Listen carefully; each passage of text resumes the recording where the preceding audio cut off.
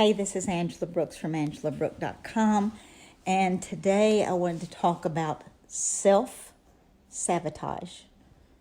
which most of us do at one point in time or another or routinely. I am reading a book. Actually, it's the second time. I like to do Audible because I like to listen as I drive. You can, go forward and backwards as you need to. But this is the second time that I've gone through this particular book, and it's called The Big Leap by Guy Hendricks. And it talks about imposing on limited belief in our own happiness, even though the words coming out of your mouth may be, yes, I'm in a business, yes, I'm working a business, but when things come up, you self-sabotage and use excuses to get out of a situation. Something that I have done, and I do because it works. And even though I'm scared or nervous or fearful or unsure of what or how it's going to happen, I always say yes. If it's something that, if somebody, like I got nominated in to be at the Top Summit, which is in February. Didn't know anything about the Top Summit. And when they said, hey, fill out this application, a friend of mine, she sent it to me and said, hey, fill out this application, go sit on the stage with me. And I'm like, if she sent me an email and asked me to fill something out, I'm like, sure.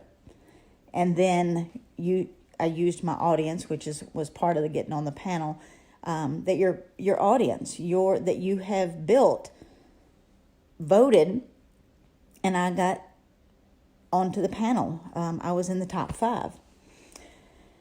So self-sabotage is getting in your way. It is killing your moving forward. Even though you're telling everybody that you're working or that you're moving forward, but when a situation comes up, you get immediately scared and you back up. The things that you are most fearful of are usually the things that you're going to get the biggest impact out of when you do them. For example, Ray tried to get me to do videos 3 years ago, and I was like, I don't really want to. I don't like it. And it wasn't that it was so uncomfortable. I really didn't have anything to say, so I was closing my own voice.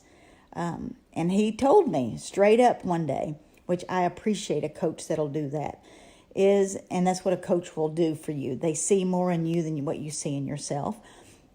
And he said, when you get over that fear, your voice, there's people out there that needs to hear your voice and what you have to say. And I'm like everybody else, you're going, what is it that they want to know from me?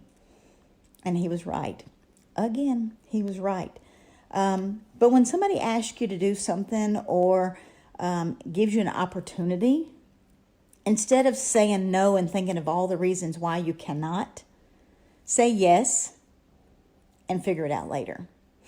Because I think the last 2, maybe 3 events that I've been to, one of them, just recently, Top Summit, give you an example. She asked me to fill out an application. I didn't hesitate because of the person that it came from. And she thought of me on her list. I said yes, filled out the application, did the voting process. I had no idea. I bought the ticket. I wanted to upgrade because I like to do VIP everything. That's where you get to meet the people, the speakers. That's where the action is at the events, is VIP. Yes, it is the most expensive tickets. I booked the hotel. It is at a 4-star hotel. They're $300 a night. I ordered or scheduled my airplane ticket, and I think it was $500. So I had about $2,200 in to this day. I don't have a clue what we'll talk about. I don't know who's going to be there. I'm sure I'll know somebody. But I said yes. Booked the things, scheduled the things, said yes. Last week, I had sales come in that I didn't even know were coming. They equaled to $2,600. That trip is completely paid for, and I didn't even know that money was coming. So until you say yes, you're going to miss out on some things that are opportunities for you. Maybe at that event is where I'm going to meet the person that's going to connect me with another person that I need to know. It's not necessarily the event or the location or even what I'll take notes on at that event, but it's maybe who I'll meet, the conversations that I'll have. If I have a conversation with somebody, they always introduce you to somebody that you didn't know. And so you meet new people, which led me to another opportunity that I said yes to before I had a clue what it was even about. And it is literally a week and a half after I get back from Naples. I'll be driving down to Destin. Never driven that far before by myself. I don't like to travel alone. It makes me nervous. But the opportunity at the end of that is where I want to be. The people that's going to be in that retreat, I want to know. I want to meet them. I want to have conversation. I want to spend the weekend with them, because they are not just a group of women. They are the top women in network marketing. And I was invited to go spend the weekend retreat with them. And I was like, oh, hell yeah. Was wanting to do an airplane ticket. Got to looking, and they were kind of pricey. And I'm like, by the time I drove to the airport, got there 2 hours early, flew down. It was only going to save me about an hour and a half. And I'm like, oh, well, I can drive that. Number one, I'm going to get miles for deductions. 2, I'll have my car, so I can drive the shoreline if I want to. And it's 8 hours. The trip's going to be 8 hours regardless. But here's what I want you to stop and think about. As an employee, your main focus is to swipe your card in, do your job that you're assigned to do, swipe your card out and go home. As an employee, you don't have to worry about where the money's coming from. You know every 2 weeks or every week, whatever, it's coming. As an entrepreneur, you say yes, you figure it out later, but the words debt and the words I don't want to throw money away or waste money, or those are self-sabotage words, because there's nothing in your business that is a waste. There's nothing in your business that is debt. They're deductions. They are tax deductions. 4-star hotel, 100% tax deduction, all meals, plus the people that I'm going to meet. And when I go get a massage, that'll be 2 hours long. That's a deduction because it's on my trip. Airline tickets, all that stuff is no longer debt. They are deductions, because everything you do for your business is something that you claim on your taxes. This is where you change. Just what coming out of your mouth is just words. Action is where you're going to impress yourself, not other people. I want you to impress yourself, because self-sabotage is so dangerous that it keeps us in the exact same space that we were last year. And we're in a new decade. It's time to make some big flips and changes.